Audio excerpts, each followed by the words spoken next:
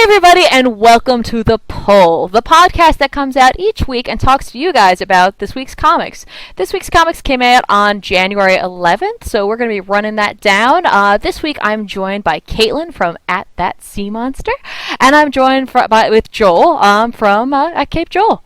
So, really, I'm going to be modding this chat today. I'm going to be making sure we get to all the list of comics we have, make sure we get to talk about all the awesome comicness that came out this week, and we're just going to see how it goes. But today we're going to be kicking it off with Joel, who's going to be talking to us about Captain America Steve Rogers number 9. Yeah, I mean, this was a jam-packed week, but I think it speaks volumes that of all the books that came out, this was one of the ones I reached for. This is the big trial of Maria Hill, a long time coming now ever since the events of Pleasant Hill and Standoff. She messed up, what with her whole, Abu Ghraib prison for villains with crazy mind control that rewrote everything, and so she's finally getting raked over the coals for this one. All right. So, getting some real, actual, ramifications for this whole thing. It is, but of course, Maria Hill, who I really do appreciate as a character because she's so wonderfully morally complex. I would say she's the closest thing the Marvel Universe has to an Amanda Waller, where she does evil, reprehensible things, but I never doubt that she does them for good reasons. And here what she basically does is she's up on a military tribunal. And to get out of it, she doesn't say, I have a great record, I promise I'll change. Nah, you wouldn't believe me if I told you that. So instead, she blackmails and bribes the people who are, in the courtroom with her by saying, look, I got all my scientists together and I built an actual shield around the Earth, an actual energy shield, and this will be able to protect us from the Chitauri invasion, which, as we found out in the previous issue, is actually being masterminded by Captain America himself to keep the hero community busy while he fights his shadow war on Hydra. And I had to laugh, and I'm sure you're thinking the same thing. Wow, Maria Hill's big gamble was, I'm going to build a wall, I'm going to build it around space, it's going to keep everybody out. Right? But more than that, it's also apparently such a powerful wall, it's going to mess with everyone's teleporter. So as soon as this wall goes up, S.H.I.E.L.D. basically has full control over who gets in and who gets out. And obviously Captain America has interest in this too. Right. I can't believe that the people out in space agreed to pay for that for her. That was the part that just really blew my mind. The Chitauri have deep pockets. You didn't know that. I had no idea that the Chitauri were able to pay for something so advanced. Right? They even go to their way to say this new wave of Chitauri that threatens Earth is bigger than the Annihilation wave. And Nick Spencer had to say on Twitter, no, it is, though. I know you don't believe me, but it actually is, though. But I was reading that. I saw that on Twitter, and I was like, yep. Good job. So that's the issue. It's more Captain America craziness. I mean, this is quickly becoming a must-read book. I have no idea where they're going to go next, because every time I think I have it under control, they do something crazy. And obviously the B story is the flashbacks of Steve in Hydra Academy, and he finally gets his big mission now after proving himself to the Hydra brass, and that is infiltrate Operation Rebirth, get close to Dr. Erskine, steal his formula for super soldiers. Rebirth, huh? Yeah. Funny, huh? It's just so magical how Nick Spencer has just been pulling this out of Captain America. It's just been so good all the way through. In the beginning, we were all butt blasted, and then it went to amazing.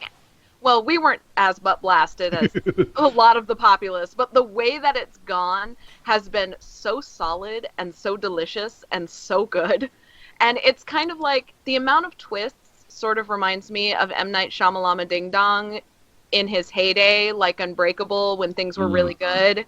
And it was just twist after twist, and you're like, how are you going to explain this? And they're like, well, I've got another twist for you. Got more twists than a Twizzlers. It's good. And that he's doing it over multiple books. I know he doesn't write Thunderbolts, but there's stuff happening there. There's stuff happening in the Sam Wilson Captain America book. It's a whole tapestry of books you gotta read. And he has such an amazing way of pulling in continuity from other books, from other writers, and from the past, and integrating them into his world and into whatever storyline he's creating, which makes it feel real and very believable, and just so neatly ties it into the Marvel Universe with a little bow. It's just so satisfying. I also got to give credit to my buddy Mitch on this one. He kicked around this theory on Twitter, and I think it's kind of genius. I know Mitch watches the show, so hi, Mitch, if you're out there. There's a D-list villain who they bring up as part of the trial, and he talks about, being part of the Pleasant Hill thing and having his mind rewritten. But he's actually defending Maria Hill. He says, I was going nowhere in my life. I was a D-list loser in a costume. But in Pleasant Hill, I had a family and a life, and people liked me and everything, and things were doing good. And even when I got my mind back, I still remembered everything that happened, the life that I had lived, and it made me want to be a better person. It changed who I was. And I'm like, oh, that means when they eventually write Captain America back, he'll remember his life as a double Hydra sleeper agent. This will forever change Captain America, this life he lived. You just don't get to hit the magic reset button. That makes me so happy, because earlier in Steve Rogers' Captain America, I got kind of upset that they were hitting that explanation button really early in Captain America, and we didn't have enough time to enjoy that plot and enjoy the repercussions of him being a Hydra sleeper agent.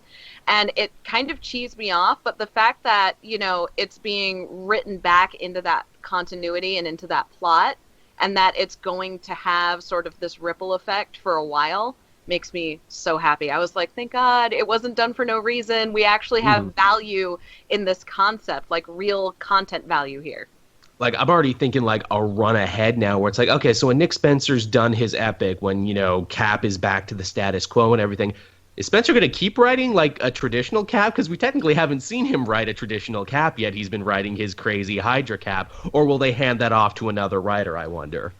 So basically, you guys think people should get on board for this. If you're not already involved with Captain America, get involved, right? Like, where it's at. It redeems Marvel after Civil War II. It is one of the few redeemable things about Civil War II. There you go. So people can run out, they can grab this book, they can get on board, maybe pick up some of the back issues, fill in what they've missed. But Spencer is doing a great job. Okay, moving on. We're going to swing over to DC side for a little bit. And Caitlin, Justice League versus Suicide Squad number 4, a book that's coming out weekly, first of all. Kind of crazy that they can do this. It's crazy that they can do this and that it can be so solid and so good. Mm-hmm. Like, I thought that the pressure was just way too intense for a weekly for an event of this magnitude, but it's really good. And yes, it follows, pretty basic formula, but it's so delicious. I love seeing the OG Suicide Squad face up against the new Suicide Squad. I love the fact that they're incorporating that old history. They're incorporating the Bronze Age kind of Suicide Squad history into this event, which I really just sort of, I'm kind of a continuity hoe, so it just makes me squeam mightily when I see them wrap in things from a million years ago into a new comic. And we get to see Lobo's head explode. It's just freaking awesome. Batman explodes Lobo's head, and I'm like, so we're against guns, but head explosives are okay for Batman. He'll be fine. He regenerates.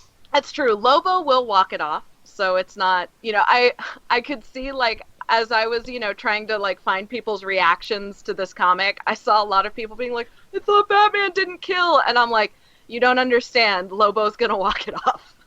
He'll be fine. Some really cool pairings, too, in this issue, because it's basically a member of the League, member of the Squad, versus one member of Max Lord's team, and they have some really cool pairings. Wouldn't you agree? It's really cool. I like Emerald Empress versus Jessica Cruz. That was really awesome. Jessica Cruz not setting off the Emerald Eye, I thought was a really nice touch, and I was like, ooh, that kind of makes me want to read a little bit more Green Lantern than I've been reading to sort of figure out what's up with that. What's up with Jessica Cruz's special effect on the Emerald Eye. And yeah, it's just good. And then the setup, so they take down the old Suicide Squad, but then we have a great setup for, the next couple issues, which is, I totally lost my train of thought. 2 issues left. Yeah, we've only got 2 issues left, but they're going up against oh my god, sorry, I'm like confusing all of my issues. Eclipso. Yep, they're going up against Eclipso. I totally blanked on that. Thank you. It's okay. But yeah, they're going up against Eclipso at the end of this, and then the Suicide Squad issue tied in really nicely to this latest Justice League vs. Suicide Squad. Mm-hmm. And they're going up not just against, oh my gosh, now I'm remembering. I'm sorry. The Diamond.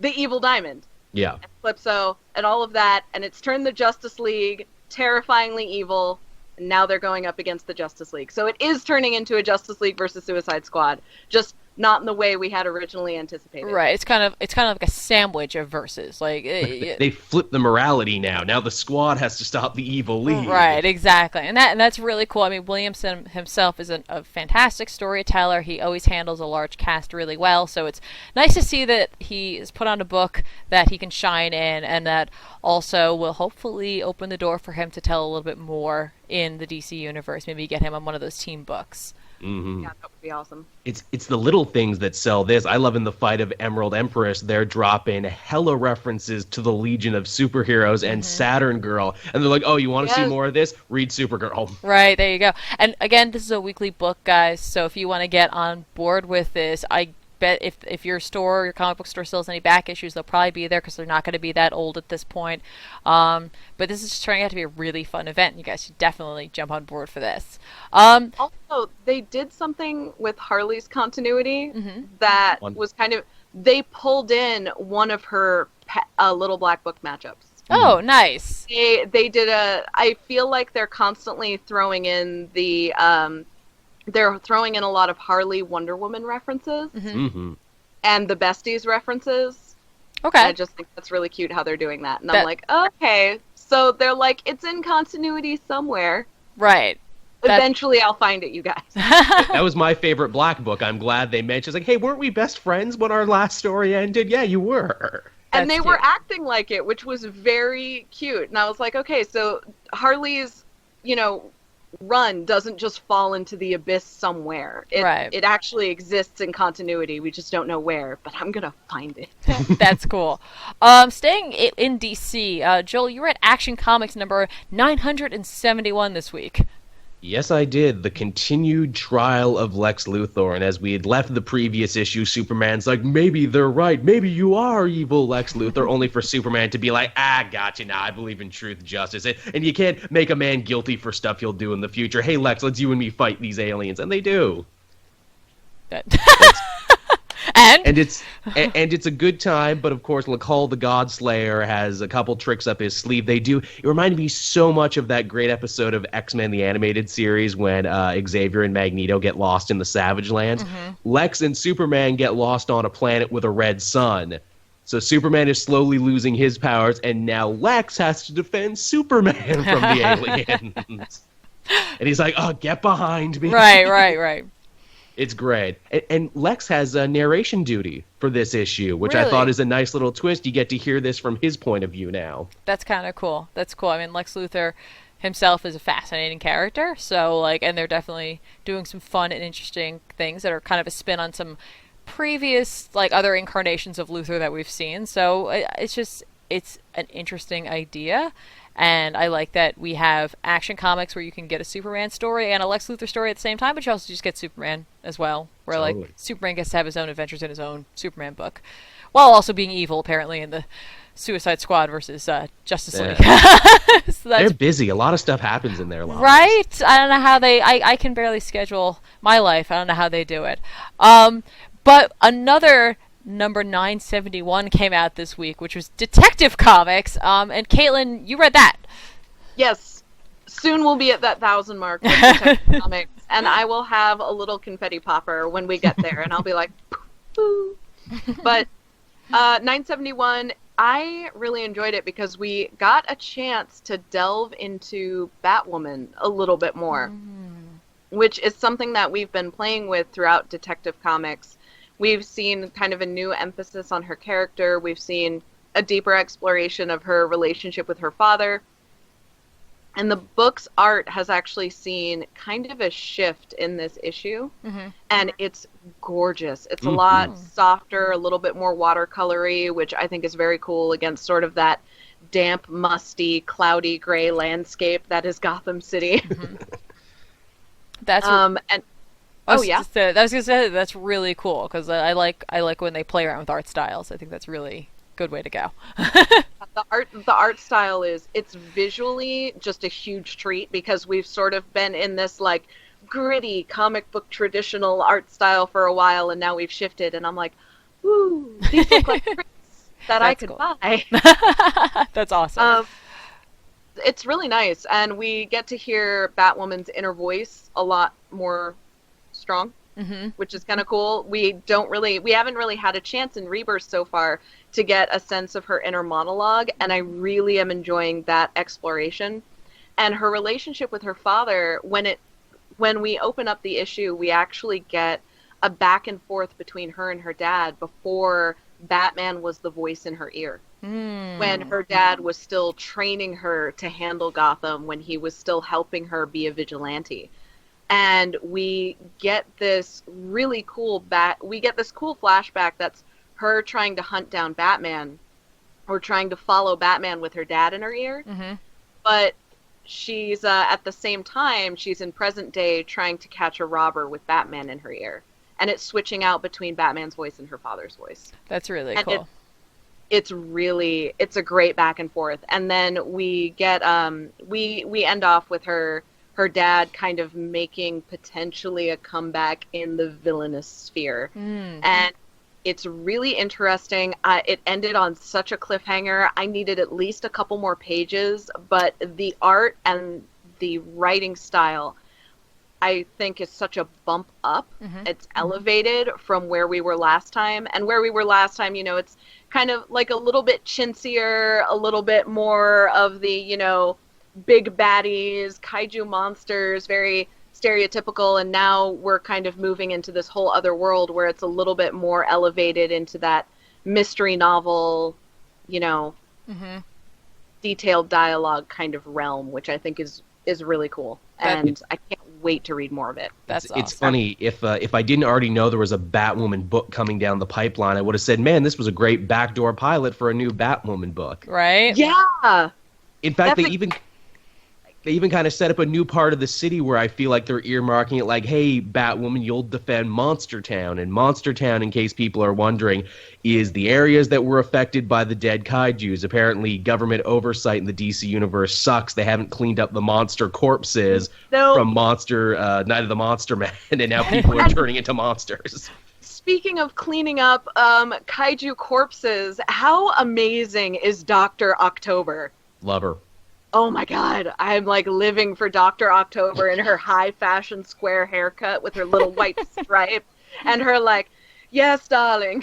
I used to be a mad scientist. Now I am on the side of the angels. I know. It's like, she's like, I used to be quite brutal, darlings, but now, I'm reformed and everything. She's got like her little cane. Cruella de Vil was a scientist. She's fantastic. I love her. And the reason they haven't cleaned up the monsters is because they're seeping a horrifying toxin that turns anybody who comes into contact with it into a monster. We saw a little bit of that in Night of the Monster Men, but that was when the monsters were bleeding, but now they're decaying everywhere, and now it's happening to anything like seagulls. Ah. And it's gross. Also, a cool representation note is that there's a lot of language that suggests that Dr. October is actually trans. Oh, that's cool. Yeah, which is kind of cool if you want to dig into that a little bit more. I hope she comes back regardless, just because she's a really cool character. Oh, she's got to. She had such a great entrance. She's coming back. I didn't catch the trans thing. But that totally makes sense for a Tynion book. As an openly bisexual man himself, he puts a lot of that coded references and stuff in there. He does, and I really like the way he weaves in that representation so smoothly. Like, I didn't pick up on it at first, but subconsciously it had registered for me. And then when I went back to think about the book, I was like, oh, wait.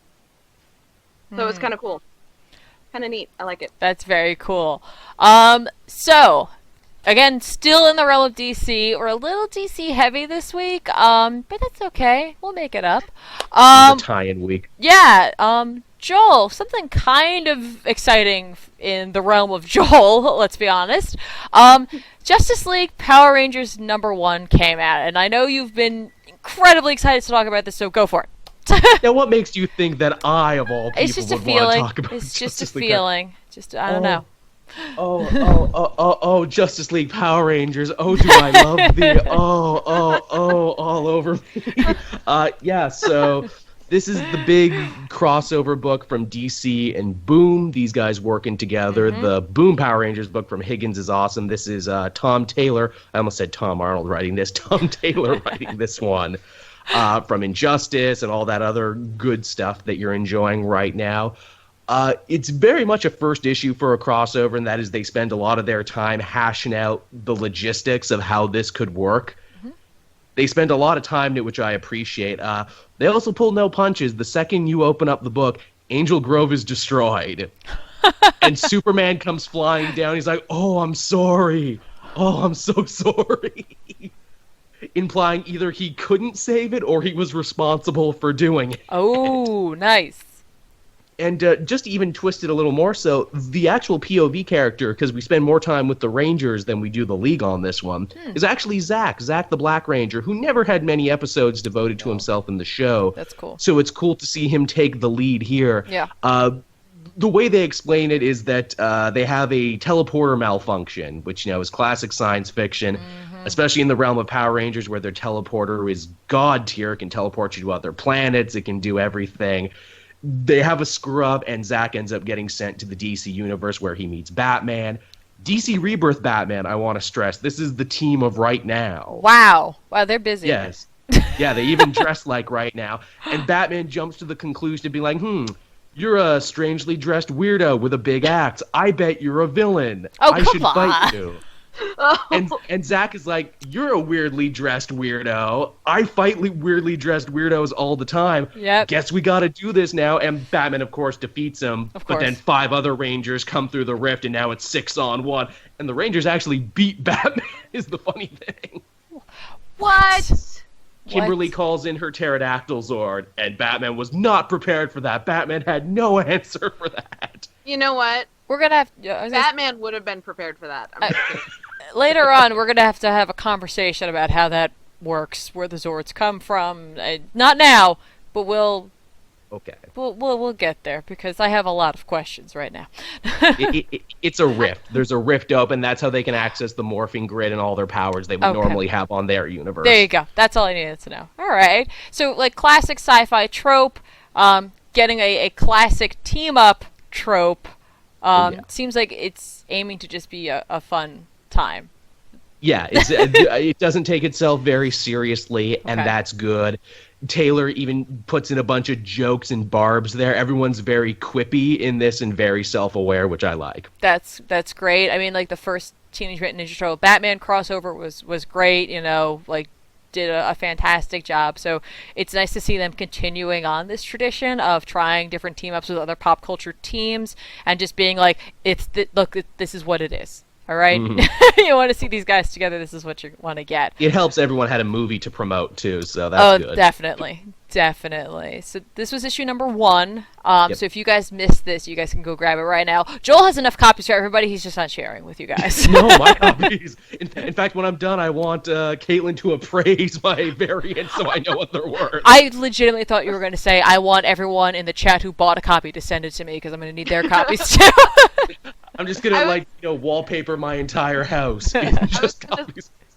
I was gonna say you should send one to me so that I can appraise it, send it off for grading, and then film it while I touch it with my bare, oil-encrusted, chocolate-coated fingers, and just peel the pages apart. Just be like, "Wow, Joel, this is such a good comic, so good. Oh my god, it's amazing." Joel would figure out how to phase from one place to the next, I think. I don't know. Or just fetal position and cry. Yeah, or that. So if you couldn't tell, guys, Joel's very excited about this book, and he highly recommends that you go and pick up the Justice League and Power Rangers #1 right now if you haven't already. To keep I'm a soft sell. Let's just put it that way. They wrote this just for him. It felt that way in parts. I'm like, man, man, who was reading my dream journal? Come on. All right, but stepping away from the Power Rangers for a little bit, Caitlin, Red Hood and the Outlaws came out this week. Yes, it did. And, oh, Joel, just so you know, I did make copies of your dream journal, and I sent it out to everybody so that we can all meet and discuss it on an episode of The Poll. Oh, geez, it gets pretty graphic there in the back. Maybe you shouldn't. Starts out we wholesome, all gets know- way worse. We all know about the last 10 pages, Joel. Nothing to be ashamed of. We were all 13 once. Yep. Oh, So, the Red Hood. Speaking so of the things Red that Hood, it was amazing. Red Hood and the Outlaws has been shockingly solid throughout the entirety of Rebirth, and this last issue for this arc just really hit the nail in the coffin for fucking fantastic. Like, we got our tie-ups and our answers for what was going on with Black Mask and sort of Batman's test of Jason Todd, and we get the most satisfying ending between the two of them because it ends at a really awesome resolution where Batman finally says, I never expected you to be me. And I never expected you to be perfect. And I accept you the way that you are. Interesting. And we see Jason kind of fall into this compromise territory with killing. So in order to defeat the Black Mask, he, so Black Mask hacks himself into Bizarro and then uses Bizarro to rampage through the city. There's a problem with this alien hacking, though, because it overheats very easily and fries your brain. Kind of. alien tech. Damn alien technology. Why you gotta buy American? So fighting both Black Mask and Bizarro at the same time, Artemis and Jason wind up overheating Black Mask, and he pretty much becomes mush. Oh. Now, Jason has the ability to give Black Mask a cure that will save him and disconnect him from Bizarro and stop him from going into this brain mush coma, but he chooses not to, and he actually crushes the cure in front of him while he's going brain dead. Wow. And then he sends Black Mask to live with Granny Mob Boss. I remember you mentioning her. Yeah, who ran the Assassins for Kids training school that Jason went to as a kid. And somewhere Granny Goodness is like, she's stealing my shit. Yeah. So she's kind of, at the end, you get this very, like, Norman Bates scene between Granny Mob Boss and Black Mask where she's spoon-feeding him mush and vaguely threatening him with, like, torture. Nice. Oh. And I was like, this was all a very Jason Todd way to go about things without killing anybody. Yeah. Because a lot of people illustrate the difference between him and Batman as Jason kills. But Jason doesn't really, he doesn't necessarily have to kill to still be more cruel than Batman. Yeah. He can do things like put you in a coma and then leave you in the care of Granny Mob Boss. Yeah. And that's kind of cool. Like Batman, you don't normally think of as being like cruel, he certainly like torments some of his, villains or his rogues gallery, but not intentionally. So I think that's a nice distinguishing factor for someone like Jason Todd, who has, of course, had a interesting past. So, it's nice to see them adding depth to it instead of it just making so blunt and obvious that he kills and Batman doesn't. So a lot was made about the ending of this issue too. I had received multiple tweets about it. Okay. It's getting uploaded later. I think if people watch this, they know what the deal is. So there's a scene. So pretty much at the end of this issue, Artemis is like, I still have to go on my Amazonian quest. And Bizarro is like, I finally found a group of people that, like, tolerate me and possibly even like me. So I really don't want to leave. Which is basically like, the way he said it was, me thought joined. And I was like, oh, Bizarro, you Smiminum bun. Bizarro was so, like, endearing and cute. It was like, when he was being controlled by Black Mask, he was like, I don't want to do this, help me. Right. And Artemis is just like, Sorry. Bye. Bye. But, so before they go on their epic quest, they get kind of this Trinity photo taken of them. And in the next panel, you see their Trinity photo and this wonderful wall of newspaper cutouts and black string. You also see little dabs of black ink kind of blurred around on some of the newspapers and on the pencil cup, and these gloved hands and this long raggedy suit pinning to the emery board Dark Trinity. And a lot of people think that this is Rorschach. Because he speaks in stilted sentence fragments. Yep. He speaks in stilted sentence fragments, and also the scene actually mimics the opening for Watchmen. Huh. So there are actually a lot of cross comparisons between this panel and the introduction to Watchmen when we first see Rorschach. Then again, a lot of people think that, I mean, these could be homages leading to a red herring. Right. Or it could actually be a big Watchmen bomb. And we've seen these little hints here and there throughout DC Rebirth for Watchmen, and we haven't seen one in a while. So we've been due for one for for a bit now. So I wouldn't be surprised if this was another Watchmen bomb, but it could be it's very possible it could be a red herring. We don't have any true confirmation. That's interesting, because that says, if it is Rorschach, that says a lot, because we know Rorschach's dead. Yeah. You know, well, which means theory. that Manhattan brought him back. Well, there's that, but also people are jumping to the conclusion that it's Rorschach.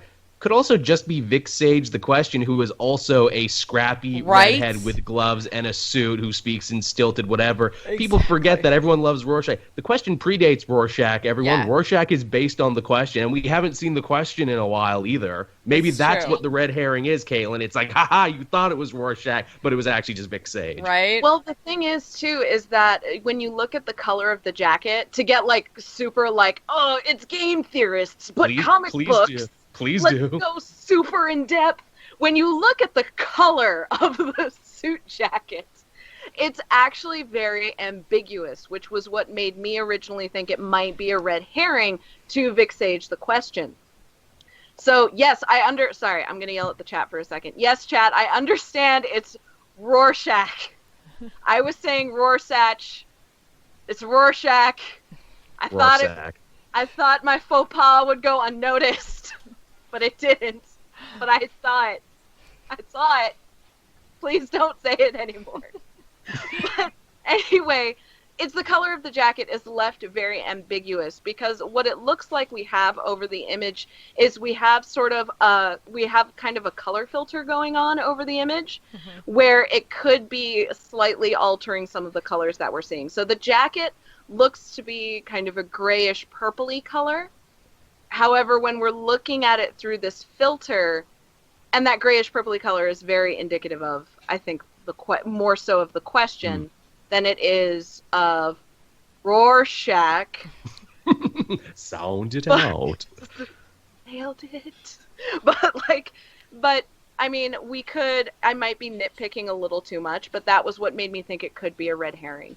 But the gloves, the holes in the jacket, the dilapidated apartment, the speaking in stilts, there's definitely an homage here, and there's a lot of Watchmen elements going on in this panel. Something is definitely being told to us through this panel. And I think that we're being introduced to a very cool new element, which is we've got the Trinity comic book, and then we've got the Dark Trinity. And if we're looking at such a heavy Watchmen element connected to the Dark Trinity, does that have something to do with the overarching Rebirth plot? All right, before we move on, because we got to keep going, I'm just going to say this. This is where it turns out, since Rorschach's dead, that it's Night Owl who took over the mantle of Rorschach. Wouldn't that be something? All right. But moving back over to Marvel. Inhumans versus X-Men #3. Joel, you're reading that. I was. You know what? I was actually very, very resistant to this new event, because it came like right on the heels of Civil War 2. I'm like, I'm sick of events. I'm sick of heroes fighting each other. I'm fed up. I'm done. It took 3 issues, but I gotta say, I'm actually kind of warming up to this one now.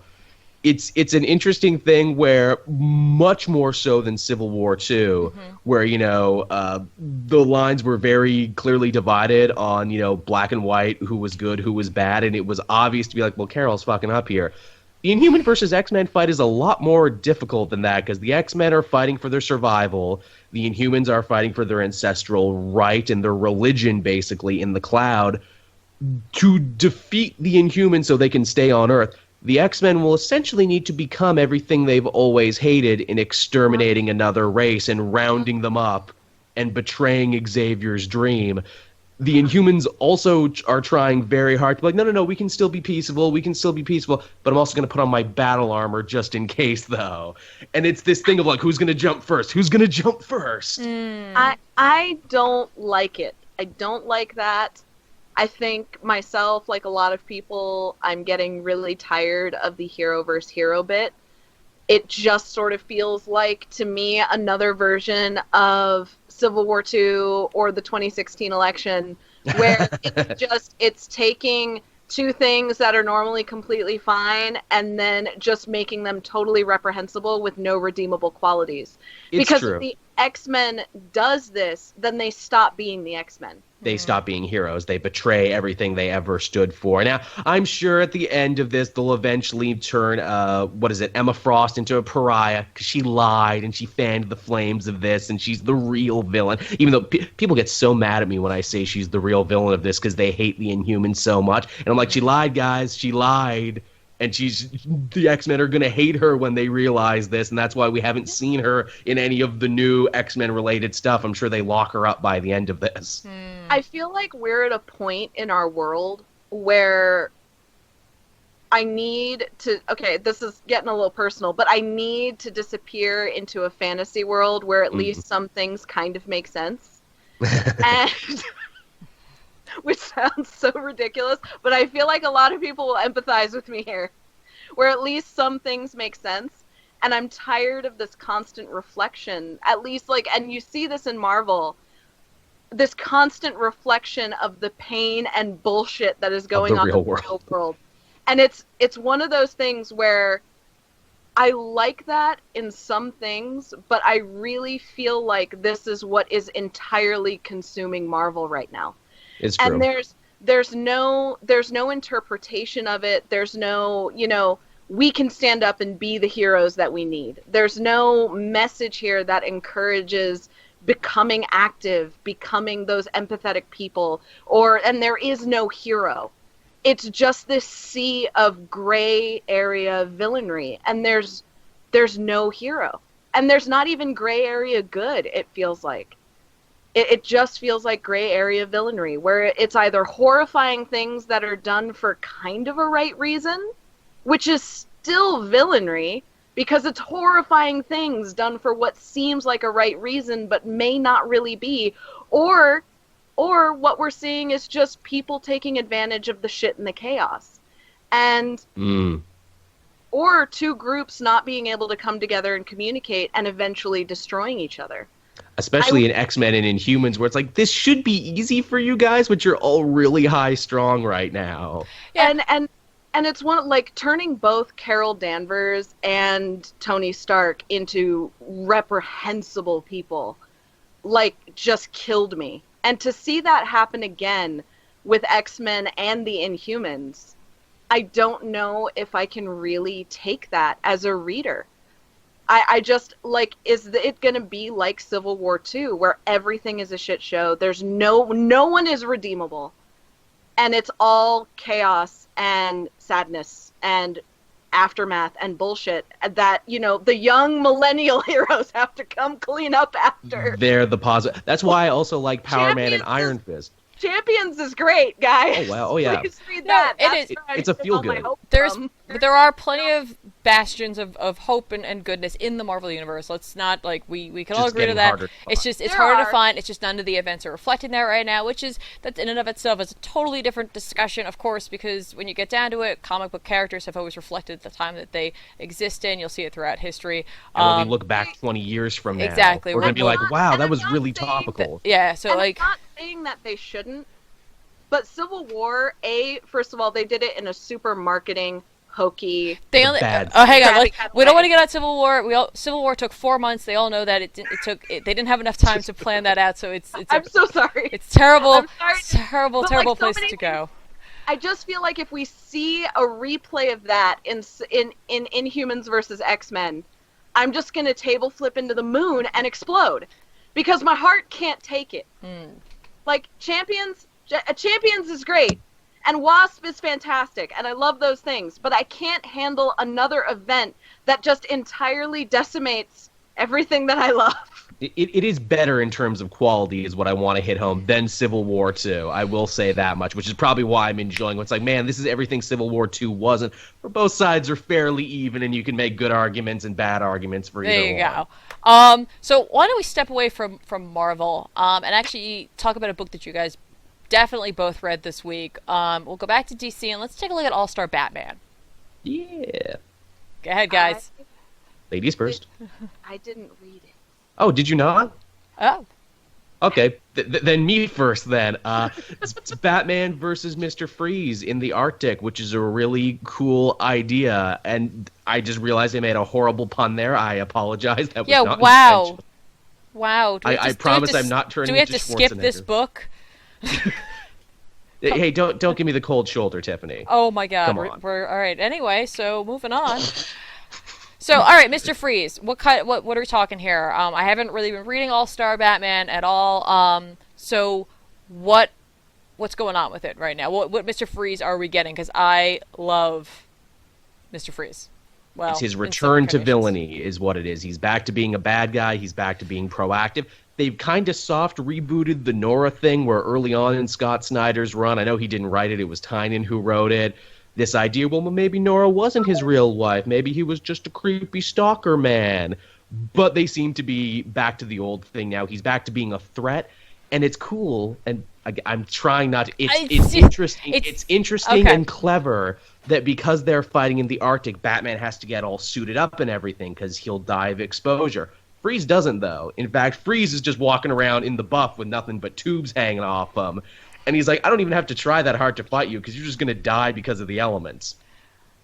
Well, there you go. Now we have Big Joel right now. I hope that's okay with you. I'm fine. I always wanted to be a big man. Joel is the star of this show now, everybody. So Snyder is really going through the rogues gallery. Wanted to, like try to test some things out. I mean, last time around Snyder's run, he played with some of the classic villains, but he definitely made his stand by creating his own. So it's kind of interesting now that he wants to go back through the old school rogues gallery. Most definitely. And speaking of villains that he created, they're continuing the backup story thing with stories focusing on Duke. And they're fighting the Riddler. Duke is having his first Riddler exposure, trying to help Batman solve a tough question. And on top of that, he also runs into Hector Gutierrez, a.k.a. Mr. Bloom, from the end of the Batmech DCU storyline. We see him again, and they kind of draw this interesting parallel between Duke and between Mr. Bloom. And he basically says, yeah, you were the Robin no one asked for, and I was the villain no one asked for, Interesting, you and I. We're kind of kindred spirits in that way. Right. And I'm like, oh, that's interesting. They're kind of setting up Bloom to be a Duke arch nemesis now. That's interesting. That is pretty cool. Because Bloom was a young man. You didn't know that because he was all creepy plant Slender Man. But he's basically around Duke's age when he got hit by the seed and turned into a monster. Right. And you see him all powered down and everything in his cell. So I like that. I like this story. I think it's off to a good start. And I think it's going to be shorter than the Two-Face 1-2 because there's already a next story lined up where it's going to be Batman versus the Mad Hatter. Okay. Cool. That, you know what? I think I might end up picking it up. I hate to say I'm probably trade waiting on this one, but I think I am because I feel like I need this whole story. I need to see where Snyder's going with it instead of waiting week to week. Jock's art, man. amazing, mind-blowing. You feel cold looking at it, the way he captures ice. Snyder and Jock have an amazing relationship, so like I do trust that. Like I think Jock just really gets the type of storytelling that Snyder wants to put out there, and like Snyder gets his art. Like Jock's art is something that can be difficult to match with a story type. You know, it has a very a kind of aggressive feel to it at times, or a very visceral, very, you know, just sketchy style to it. And I think Snyder just knows how to work with that really, really well. So, Kaylin, you're back just in time to talk about... Which one are we going to talk about now? What gonna be? Or was it going to be? Oh, actually, yeah, we'll just skip ahead. We'll go to Birds of Prey. Caitlin? We think you may be muted. We can't hear you, Caitlin. All right, while you figure that out, Joel, JL number 12 tie-in. Yeah, so I have not been reading the Justice League. I had no intention to read this one. Now we can hear you. Hear me now? Yes. Can you hear me now? Yeah. We can Awesome. hear you now. All right. Yeah. Joel, run down the Justice League, and then we'll go back to... Oh, okay, I'll keep going then. Yeah. I almost didn't read this because I had been horribly bored by what Hitch was doing in the main Justice League book. This one attracted me for two reasons, though. One, it's written by my boy Tim Seeley, and two, it is an origin story, a secret origin of Maxwell Lord, and it helps flesh out his reasoning for going after Amanda Waller and going after the Eclipso Diamond and everything. It's actually really well realized and really well put together, and Waller is an excellent character in this one because obviously Argus, the group she was affiliated with in Checkmate, they were neck and neck for a little bit, and he's so sleazy to Waller. He's grabbing her on the arm, he's calling her honey and everything, and she just decks him in the face like no one touches me, and I'm like, that's awesome. And even Deadshot's like, you want me to put one in his ear, man? That's cool. Good stuff. That's cool. So you're digging this? It's fun. They even go the extra mile and kind of mess with Lord's power a little bit, where before it's just like, oh, I can make you do whatever I want. I'm basically Purple Man. I have the power of suggestion.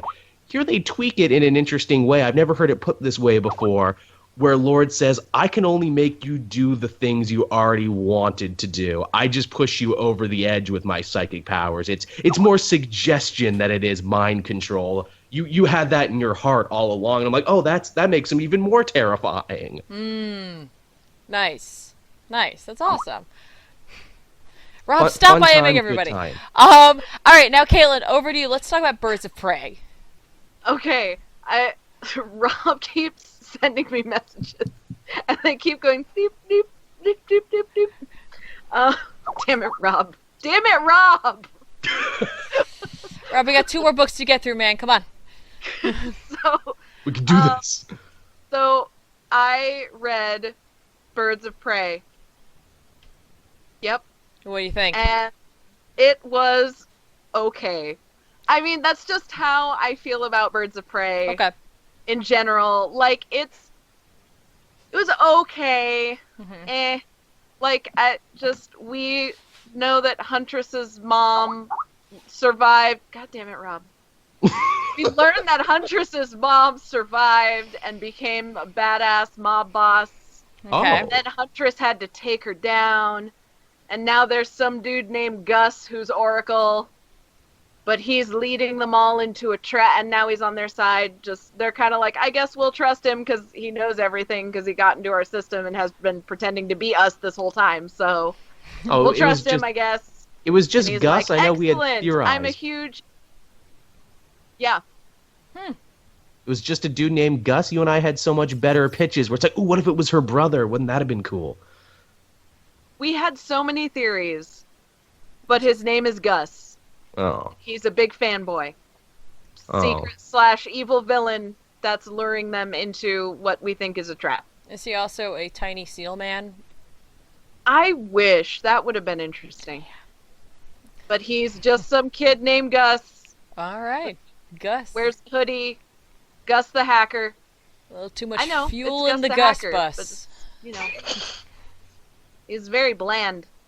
All right. But it was okay. So Birds of Prey leaving you a little like we a got little our resolution, right and I'm happy about that. But I'm also not thrilled to pick it up. And okay. All right. Flash was good. Flash was good. All right, but Birds of Prey was left you a little lukewarm this week. So that's actually, we're going to move away from both Marvel and DC, which is pretty amazing that it's not something I'm going to be talking about. But Joel from Image, our last book of today, Southern Bastards number 16 came out this week. What do you got to tell us? I will keep this nice and brief because I know I'm the only one who reads this, but I swear to God, I am evangelizing this book everywhere. It is the best crime series you can read right now. We check on back with Coach Boss, who is the anti-villain, sometimes main character of this book. It's very interesting. In this Jason Aaron series, there really are no heroes and villains. He's been losing football games, and because of that, he's starting to lose his grasp on this small southern town, and he's losing grasp on his meth empire. And so he's doing something he never thought he would do before. He's actually cheating, which is funny that this criminal actually holds sportsmanship in such high regard. And he goes to break the legs of like the quarterback of the rival team.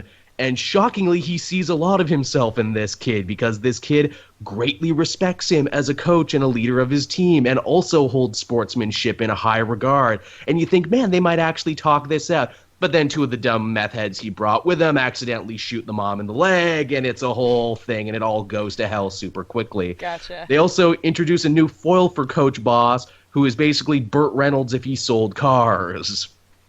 Isn't that what he's doing now? He's still in movies, isn't he? I don't know. I'm still trying to figure out how a high school quarterback built a meth empire. The coach did it. Oh, still though. It's a small town. Meth had so much to do with local sports. Well, he's got to support the team somehow, and that's how he chooses to support the team. And in fact, his cronies are the members of the team. And he's been doing it so long. One of the guys on his old team is now the chief of police in this small town. So he basically has carte blanche to get away with everything. And it's a commentary on how, like, college sports, holds way too much sway and too much power in the American South. Mm-hmm. That's really cool.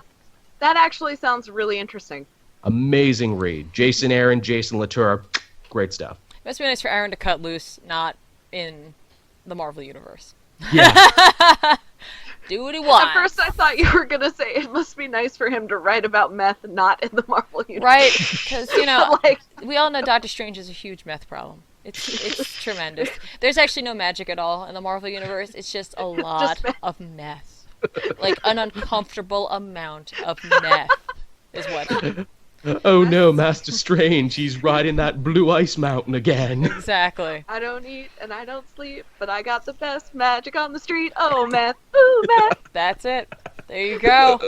So, guys, that pretty much wraps up our poll list from this week. Thank you guys so much for being here today. Caitlin, Joel, thank you for reading books this week. I did not read any books. Benny's stuck on a mountain somewhere. Rob will only exist in our chat. Sal's MIA. Faust is in Spain. So I'm glad you guys had a chance to read books and got to talk to us about it. So thank you guys so much for being here. Before we head out, guys, let us know what it is you guys are doing this week and where we can find you. Caitlin, you want to go first? Sure. So I just put up the next part of Fantastic Beasts and where to find them live reading. You can go over to my channel where you can hear more bleeps from Rob. And I will be doing a live stream tomorrow evening at 11 p.m. Eastern Time. Nice. So you guys should head on over to that, and we'll talk, and we'll derp around, and you can correct my pronunciation of basic words. It would be great. Perfect. And you can find Caitlin. That's Sea Monster. Yep. And Joel, how about you, sir? Well, thank you for asking. If you head on over to my channel right now, you can find the newest episode of the Comic Multiverse, first one of the new year. Matt and I sit down, talk all the news that's fit to print. We also talk about Australia for 5 minutes, because I've learned so much interesting stuff about Australia in the last couple of weeks. Furthermore, if you want to see me covering Justice League Power Rangers, this will not be on my own channel. I'm actually doing one for the DC fan channel. Supposed to be up Wednesday when the book came up, but due to a mild filing error, it was no one's fault. It's going to be up Friday instead, so be sure to check that out. Be sure to like that video and stroke my ego just a little bit to know I'm doing good on another channel. And yeah, that's basically it for me. Of course, now come back for all the new reviews and everything. And also, check out the former comic TV channel, which has now been renamed the Weekly Pull channel. I know Sal was working really hard at that, and we keep forgetting to pimp that out every episode. Yes, but if you're looking for any episodes of The Pull itself, that's the number one place, the only place you can find episodes of The Pull is there. The Weekly Pull you can find there a little bit later than you'll find on Comic Pop, but they're also there as well. They're well archived. They're playlists. There's actually a couple of, I think, episodes of, I think it was The Pull, I'm not sure, that weren't ever released, and Sal found them, and he has now since released them. So it's a great place to go back and catch up with us and hang out and just have a really fun time. Over on Comic Pop, we just had a back issues drop of Captain America. It's Ben and myself and Sal, and it's one of those rare moments where it's a book that Sal really likes. Like through and through, just likes the story, really enjoyed it, had a good time telling it to us. Ben and I got to wax philosophically about Captain America's origins and alternate origins involving a radioactive eagle. So also, Boy's got feathers, right? Exactly. Also, you can check out the latest episode of the Elseworlds Exchange that Joel and Sal just did, which was awesome.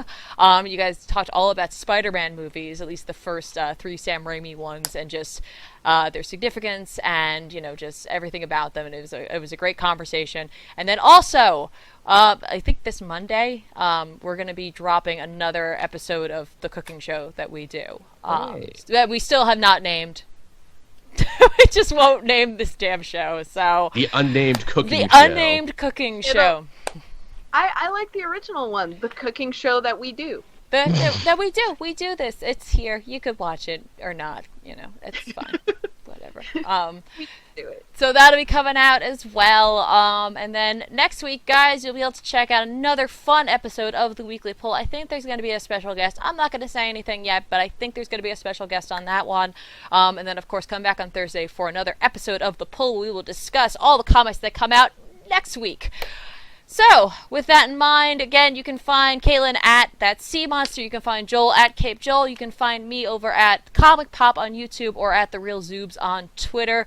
But, guys, have a great rest of this week and keep reading comics. And we'll see you guys next time. Bye. Bye-bye. Bye.